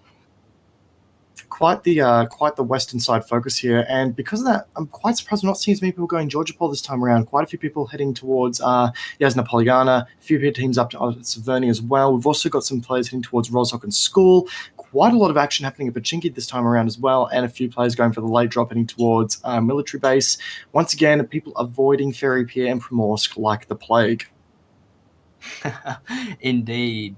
But it looks like multiple teams are actually going military, which is great to see. It's always fun to get for that rush at the beginning to get that tier 3 loot. But obviously, multiple teams heading Georgia Pole. Looks like Nutshot once again on that solo mission off towards Zaki. Looks like 1 or 2 teams up at Severny, and multiple teams all down the middle of the map at Rozhok through to Pachinki. Very much so. So we're going to see some nice early engagements here. Quite a lot of people appear to have dropped out of School, actually. We've got 2 teams there at least. So we're definitely going to see some early round engagements here. A couple of them drop down straight. In fact, it looks like Rendog is going for a bit of a chase down on here on Kiwi Warlord. They're going to try and pick up a nice little kill from him here, and Super Great Diddy. In fact, he's actually going to get the kill. Oh no, run out of ammo just before he managed to pick off the kill there. He's still pursuing there, trying to finish off the target. Down to 23 rounds left in his micro Uzi there. Actually, once again, just escaping with a very small amount of health there, getting very lucky at this point. Unlucky there for Rendog with that micro Uzi in hand, but it looks like he finally gets the pick off as Super goes down. But with the rest of his team all running away, not wanting to get involved with no weapons, Elm just making out himself micro. With the micro Uzi, it doesn't look like he'll be able to get another kill, but moving in to finish off Super. So a nice early kill there for Rendog. Won't get any rewards for his troubles, obviously, with no one having any loot, but he will start to tease him a bit and finish him off. Very rude. A very, very brutal way of conserving ammo, if you will. So it looks like Rendog's team, that being 5AN and Bunny Mate, going to get secure. They're going to be able to secure the School for the early stage of the game. And when you look at that, we've got a Primorsk circle on our hands. So some teams are probably regretting not going Primorsk this time around. Probably a lot of loot sitting there that players aren't going to be able to take advantage of straight away. But then again, some teams might decide to make the mad dash down. Meanwhile, down at military base, we do have a couple people there. Once again, sitting in military base, very, very reminiscent of what happened last game as well. So we've got Dr. Fidget engaging them, Traz managing to kill Kasigan, so getting a nice little kill on the board for them. Dr. Fidget Spinner trying to get a nice little Avenger kill there, but not working in his favour. Very nice. Well played by Fidget Spinner there. But as they do look to finish off the last few remaining teams at military, it looks like at least two teams are alive with a few wounds on each side. So with only one player actually up at the apartments, it looks like Dr. Fidget Spinner might be heading that way, so we might be able to see a few more kills happening with Halfway Crook on such a low amount of health. Yeah, Halfway Crook certainly have his work cut out for him here if Dr. Fidget Spinner decides to push him. That said, though, Dr. Fidget Spinner might, stuff up a little bit and make it a misfire on his aim, so we never really know. Grandtastic slowly stalking Aqua and Traz by the looks of it, trying to get a nice couple of picks off there. He is going to have to play really smart here, though, in this 2v1 if he decides to, push the agenda. Traz and Aqua making a push for this building here, so they might just be able to... He's going for the peak. It hasn't going to work out for them. He's been hitting the head there. Level 2 helmet really saving his ass then. Really, really close. Looks like he's just healing up now as he's trying to get a bit of health back into him with that Scarrel in hand. Traz and Aqua fully healthy as they just start to peek that side there. Got an SKS in hand. Very nice pickup, obviously to be expected here in Military. Watch Aqua though, he did have a frag grenade in hand, then tried to get a throw on it, and didn't quite go for it. Grandtastic and gets the knockout on Aqua. Very nice. Grandtastic coming in to support Dr. Fidget Spinner there coming in to support his teammates. But Grandtastic managed to get the kill there in the end. Very nicely played by him. Aqua may well be revived. Actually, now that I say that, Molotov does come in, so he won't be able to go that way for too much longer as Grandtastic now looks to come around the side. Will spot him out and might just bait it out a little bit. Doesn't want to finish him off just yet, but as that Molotov extinguishes, he might have wasted a kill here as Aqua starts to call away. Dr. Fidget's been just outside. Traz is waiting back. Just get inside so we can get a nice revive off. Very tactical use of the Molotov grenade there, using it to block off the path for a potential revive. Very, very smartly played there. Halfway Crook now moving in on the engagement. He's kind of sick of Dr. Fidget Spinner and his co sort of bullying his team here. He wants none of that no more, so he's going to move in here and make his point very, very clear, telling Dr. Fidget Spinner to get some distance. None of that no more. That's like reminds me of a Taylor Swift song. I don't know why that just popped into my head. Anyway, Grandtastic actually missed out on the kill on Aqua as he lets him walk away. Unfortunately, tried to bait him out then, but gets away with it as Aqua just starts to heal up with those meds. Looks like he only has a few drinks in hand, so it will take some time. Traz just scoping out the front door. Halfway Crook still nearby with that S12K. And so Dr. Fidget Spinner and Aqua, and Grandtastic, aren't out of the woods yet with GNS just outside. We might see a very long-winded engagement here. Both teams are still in the circle by a decent amount, so they might very well try and wait each other out. Halfway Crook here does have the advantage to flank Denias here really, really, really strongly if he decides to push the agenda. But then again, we've got Grandtastic moving around the back here with the double barrel. Might get the jump on Traz if he's not careful. We'll soon see. Halfway Crook gets a very nice kill there with the S12K. Well deserved as he takes his time moving in. Traz now getting a bit more aggressive after that. He's able to move in, take out Grandtastic now. Halfway Crook finishes him off. Dr. Fidget Spinner, the lone survivor here, and he gets taken out. So it was all in the hands of Grandtastic at the start there, and seemingly it just falls away from them. Very well played, though, by those guys in Military with bazooks now. We can see just on the south side, we've got Mike's the Empower you over at Novo. A nice circle. First time we've seen a proper good look at this circle now with Resolves there at Ferry Pier. We've got Kim Jong-Nuke just south of Gatka and a vast array of players just around the outside of that circle with obviously Nutshot up at Zaki, and we've got a few players such as Smiley and Smiles over at Lipovka. I'd love to know what route old mate Nutshot has decided to take this round as well. We know from previous games he really very much he enjoys to sort of sit on the external side of the map, sort of basically sit out, watch the chaos emerge, and then sort of make his way in at a later stage in the game, get those placement points. And he's actually all the way back up at Zaki once again. I believe he did that it was either the first or the last game. I believe it was the first game he was up at Zaki. No, it was the second game he was up at Zaki. It was the second game. Yeah, so he's basically following suit there. Zaki, not a very hot zone, not a very high drop rate here for the CGL at least. So interesting to see him focusing on that spot as an initial drop point. He's extremely biased towards that area. Haven't seen him actually inside the first circle, I don't think, at all tonight. So just staying out of the way pretty much every game, it looks like to be his new strat he takes into these CGL games. As we now see a lot of those players start to get a move on with that circle, just catching up to them. Nutshot, now we're on board with him, just looting up at Zaki. Got some nice tier 2 loot, got a Kar 98 and a UMP in hand, and plenty of meds, which will come in handy in a short moment. He's certainly not doing. He's not doing too badly for himself. So he's set him up in a nice position. Blood, Edge, Oz still in the game for his team as well. We've also got. I can't tell who that is in the red zone there. Too many players in I think it's Schoolyard going for the swing tactic once again. Basically, Schoolyard turning into Aquaman there, getting the hell out of Dodge, just moving past Watertown nice and quietly. Champs holding up a nice little position here in Watertown as well. Sorry, it looks like Champs has actually gone to Watertown every game this night as well. So they've all chosen their nice little areas and they've just stuck to it every game, no matter what the circle, no matter what the plane. Really, they just came into this game, obviously, with the idea of just getting those placement points, not sacrificing any early deaths, any early complete team deaths, that is, and just surviving into the late game so they get enough points to stay inside the qualifying bracket. Exactly right. As we can see, first circle now moving in, forcing teams to start moving towards that Primorsk heavy circle. The guys that are currently over at Lipovka, that being Smiles' team, now starting to take a little bit of damage there. Hopefully they've got a car, otherwise they are going to be taking a damage from that circle for a long period of time now. They'll have to adopt a not-shot strategy in other sense and basically start tanking that damage. Looks to be getting a move on now with that motorbike nearby. Smiles and the rest of his team just getting out of Lipovka. They've got a bit of a journey ahead of them, so no short feet. Hopefully they've got enough fuel to make the journey, but as they start to move in, the rest of the players are doing the same with that Gaka-focused Primorsk circle. So with we've had a complete different areas of the map each night. We had military, we've had North Ros, and now we're getting over to Prim. So we're just taking a tour around the map tonight as we really get to see the different play styles of all these different teams. Exactly right. So it looks like the Smiles' team, they do have 3 vehicles in place. They're going to be sort of going Mad Max convoy style over towards that circle. We've also got the guys from Aegis 7 Bravo moving in from Yasna Polyana as well, which looks like they may actually come across each other once again. And Archie here notifying us that we do have a water audio bug once again, so we do apologize for that. Hopefully we're able to rectify that for you very, very soon. Random Dog's team now slowly making a push up from apartments here, getting the hell out of Dodge. Just running around with that UMP in hand and trying to catch up with the rest of his team as they make their way up the hill.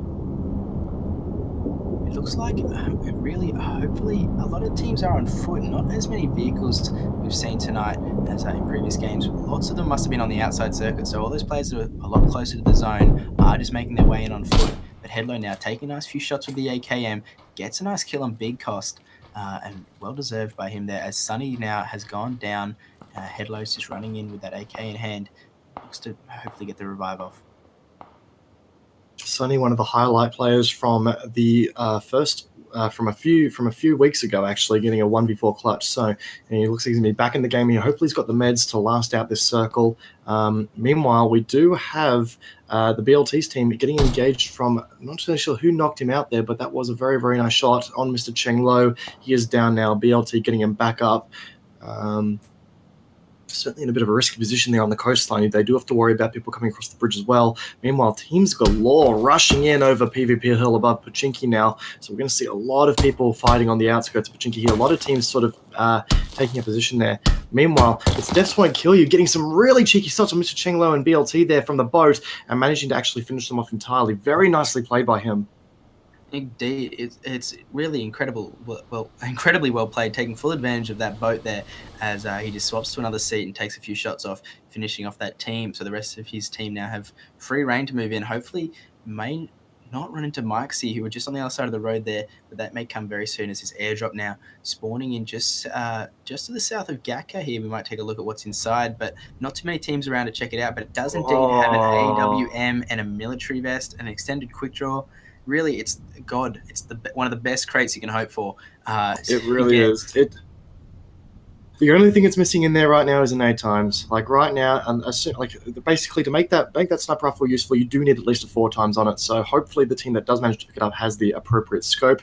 And of course, just as the sweetness of that crate there, you do have the purple jacket in there too, just so you can look cool as you snipe people from afar. Yes, you always want to look good on the Twitch stream. Don't want to be caught without your jacket on.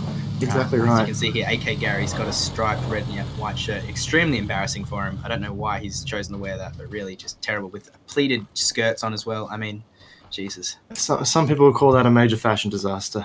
But hey, it's 2017. People can wear what they want. Really, it's just who I don't know how Archer and the rest of the gang have let them get into this. But anyway, as we move on, hopefully they have the weapons required to at least pick up their game here. Nutshot still up at Zaki. Looks to be most of the other players so are moving in towards that zone with a few players left at military, some still at Prim, and some over at the Eastern Bridge. But as now this second zone has spawned, very predictable, just over that ferry pier and south of Gaka, we can expect a lot of teams to start moving in and getting ready to camp out those buildings. But Schoolyard moving in towards the, making a slow move towards the crate there. Meanwhile, we jump on board with Red Dogs here, who's currently engaging Suburb and Kenzetsu's team. They are basically in a building-to-building warfare here, currently waiting out the red zone.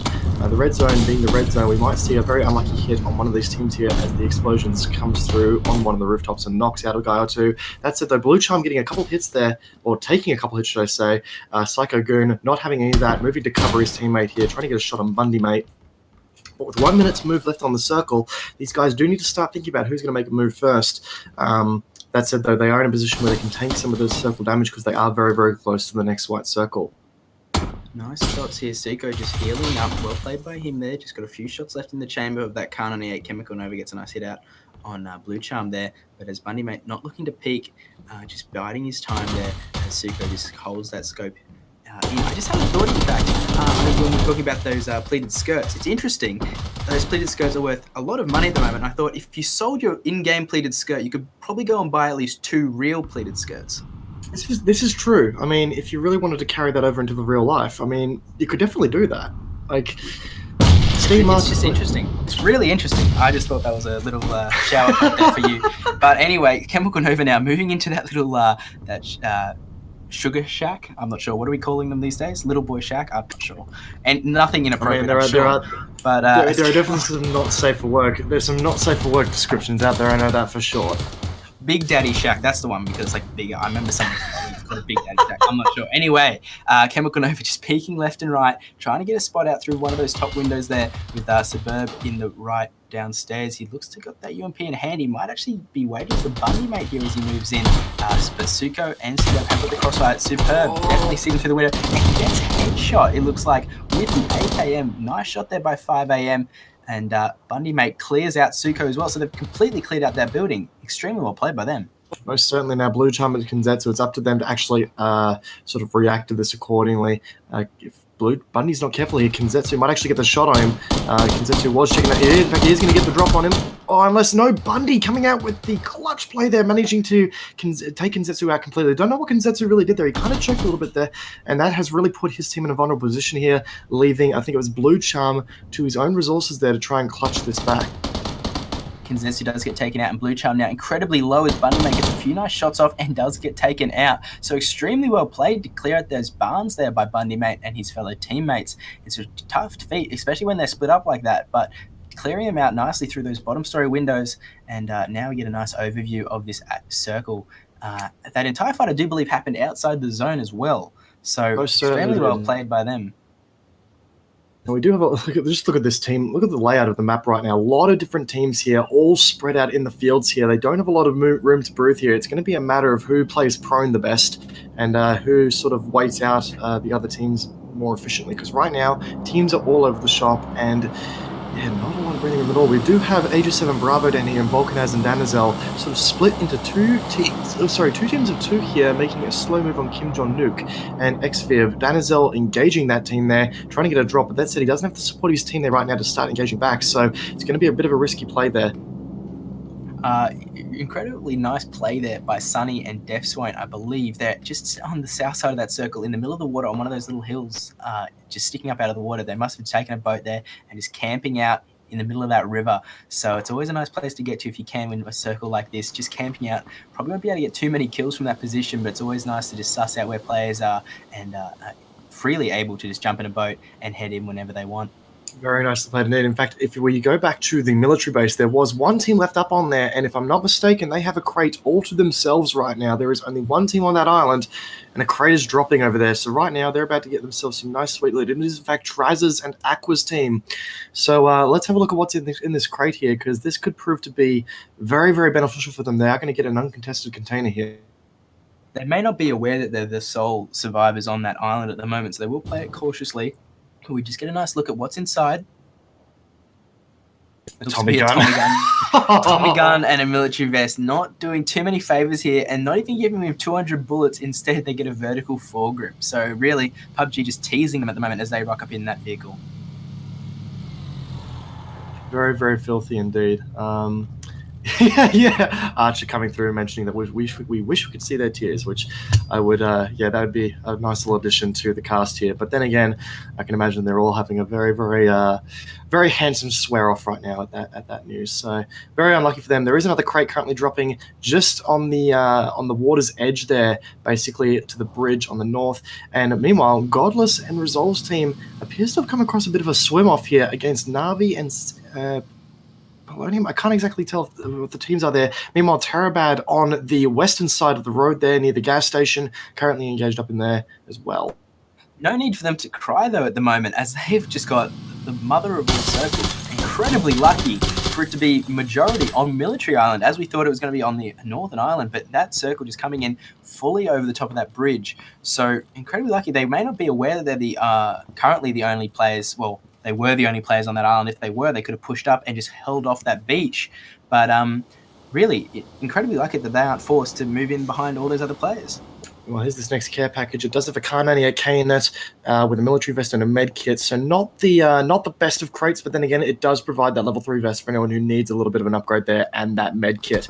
Meanwhile, Kar 98, well, it's a good sniper rifle, nice entry level though, not great in containers. Meanwhile, we're on board with ball bags here, getting a nice couple of kills there on Fallen. Gets taken out by himself by Volcanus up on the hills there, so very, very cheeky kill from him. Looking to finish him off. Smiles now moving for the revive. Volcanus making a little bit of a mistake here, potentially taking his eyes off him. Should be focusing a little bit more on him. If he gets the car explosion there, he will limit their escape routes. Meanwhile, they do have to watch their flank here, as there is another team, as we can see on the minimap here, slowly moving up behind them, and as he keeps shooting there unsuppressed, which I believe he is going to make himself very, very vulnerable. It's Kiwi Warlord, in fact, moving up behind him here, and Schoolyard. So the guys need to start watching their back. JC starts covering their flank, but then again, it might not be the right flank as Schoolyard makes the push.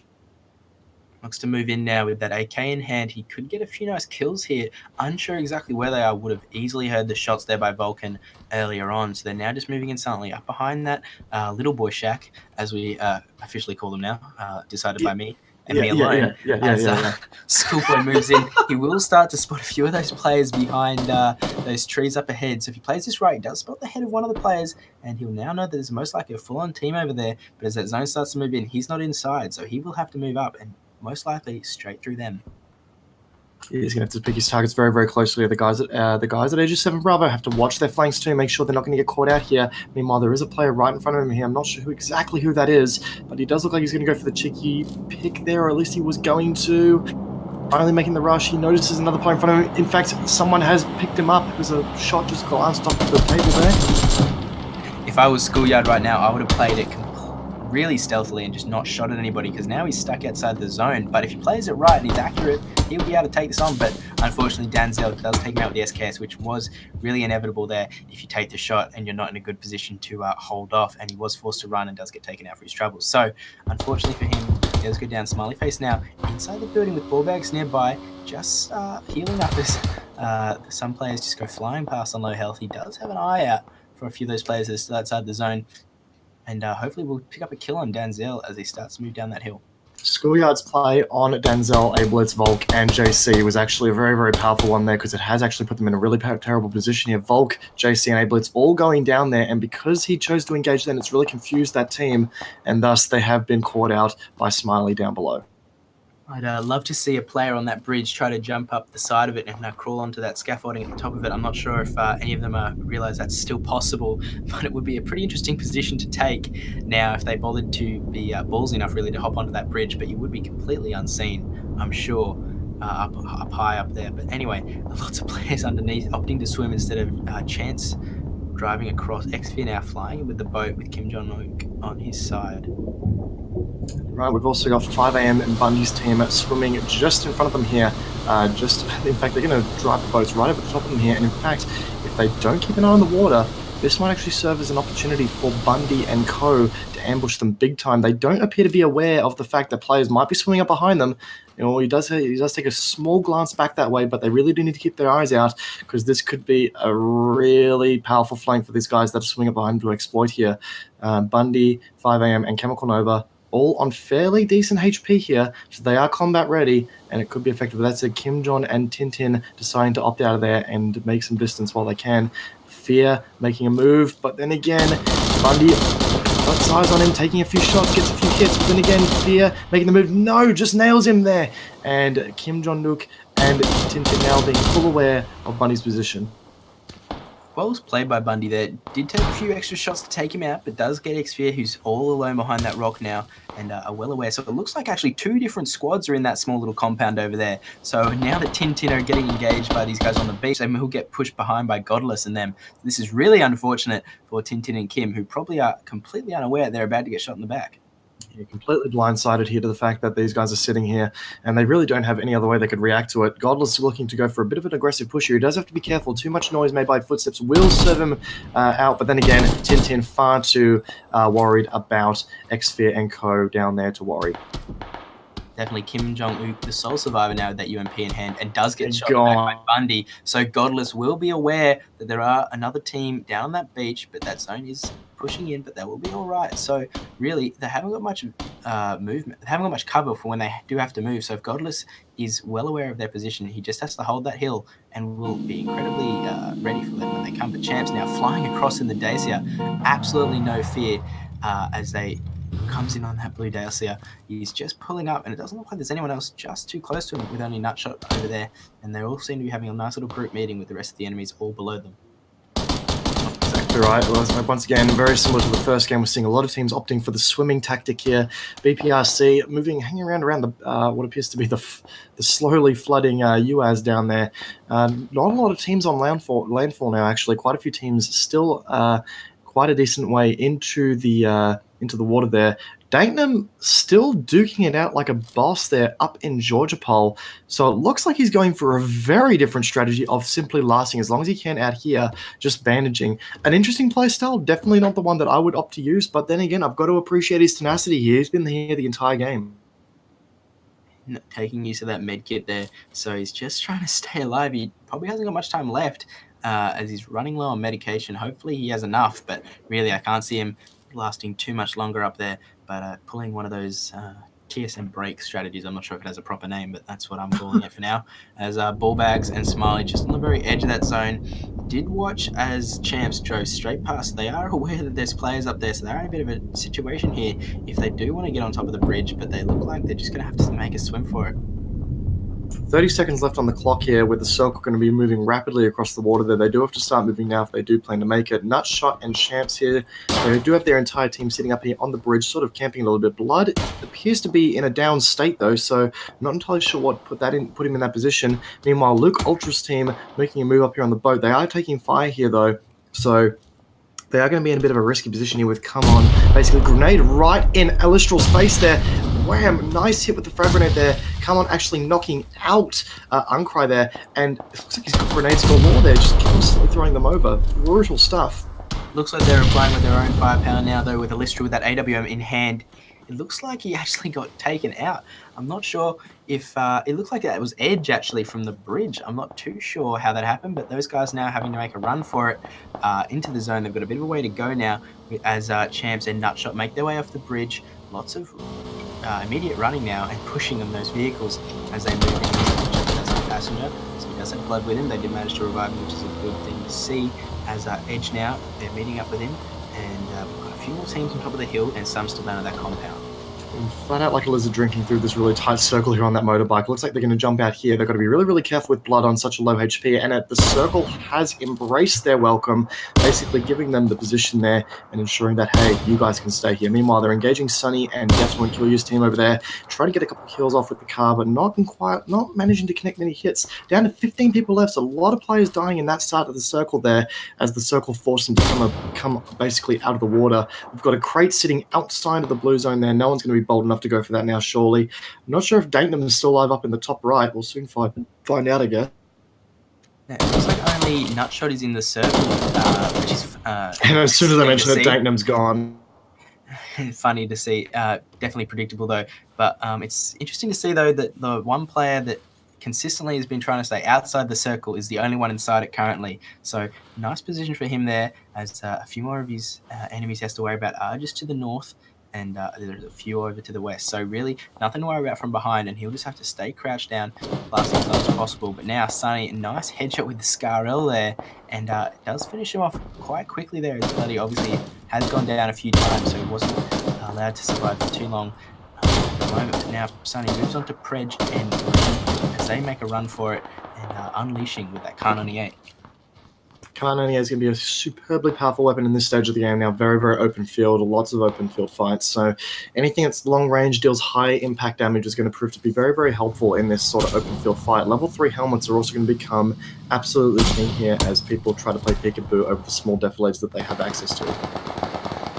Champs now taking out Rennie B, so a nice kill by them. It looks like Nutshot is just moving around the side, getting ready for those guys to move in now with his teammates moving in on a vehicle. So it looks like there's only 3 teams left to go as Headlow and Sunny move in with Sardude and Defs up the front. Senzu is also coming in behind with Plutonium and Godless. So really, Sunny now takes out Senzu, so they have turned around and noticed that push from behind, and and Sardude have got a US right in front of them. So if Nutshot and Edge get enough time to spray down that vehicle, a nice explosion could do some serious damage. Defs and Sardu's team have reacted perfectly to this. You've got Sunny and Headlows keeping that flank clear, while you've got the other two basically sitting, Defs and basically sitting on the other corner there, covering the other side, and they've got cover on both sides, so they're actually in a prime position. Then again, though, as I say, that Champs knocking out Sardu with the grenade, Def's getting absolutely slaughtered by that second grenade there. This has turned the battle tremendously in favour of the others, and they are going to set that car on fire, destroy it entirely. Absolutely brutal. Def's now the last survivor on that flank there against 3 people. It's going to be a brutal final stand for him if he tries to make any sort of moves. Looks to be about 35 seconds left before that zone moves in. Edge now moving in on Def, knows he must be low after that onslaught of grenades, but doesn't notice it. They may not be aware that he's there, as he was behind that tree for most of the time. Does clear out 2 of them, and Champs now left all alone on top of that hill. They must have not been aware that he was camping behind that tree the entire time. They thought it must have been just one player and the rest were up the hill, but big oversight by them, as Champs is now left up there with the M16 in hand, and Defs is fully healed up with that AK as well. Plutonium now down the side of the mountain with Godless behind him, just getting ready for that push. Absolutely brutal play there. Sunny and Headlow now both down from Champs, I believe that was. So now we've now got a 1v1v3 situation on our hands. Don't think Defs is going to be able to ever get a revive on Headlow there. It would be too risky. Smoke grenades are going out. I'm not sure who threw those. It looks like Champs based on his movement. He's going to make a rush here on Defs. Will it actually play out for him? No, Champ's going to get the kill on there. So basically it is now a case of... Oh, no, wait, sorry. No, Def's got the kill. I apologize. Def's got the kill on Champ, so now looks to be a 1v3. So it looks like the win is in the bag for Godless, unless Defs can pull something magical out of the bag, out of the hat, as he moves in. Got that SCAR-L in hand. Circle has favoured him. Definitely, he's got. Looks like he's got the luck of the PUBG today, but that really evens it out with the 3v1. They're moving around the side. If he just holds his ground here, he could pull something out and clutch it for his team. They've got that cover on the hill, so they don't have to move just yet. They should be pretty well aware of where he's hiding. If they got that high ground, so they know he can't be in the grass and he has to be behind that tree. Godless has got eyes on him now with that purple jacket. He's pretty easy to spot. And a well-deserved win there by Godless and co. Godless picking up 2 kills, Plutonium with 2, Senzu with 2, and Hakai dropping down earlier. Didn't manage to get one, unfortunately. But incredible game by Defs and Headlow, of course, with Defs picking up 7 kills, Headlow with 3, Sunny with 3, and Sardu with 2. So really, it does show that kills don't win games. But a great game, nevertheless, with Blood and Champs and co. obviously coming in with the 3rd place. Great game. Very, very great game indeed. Again, kills don't deserve the win. Kills don't always net you the win, of course. But then again, Defs being a very, very big highlight there, managed to get a lot of kills off. Again, that double kill on what I believe it was Champs and Edge there at that early stage of the game. Very, very well done. Well, and a great 3 games tonight to finish off the qualifiers in this high top division. Joining me tonight was Kamikaze78. I'm Junglefoe. Thank you so much for joining us tonight, guys, and we'll see you next week for the finals. Cheers, guys.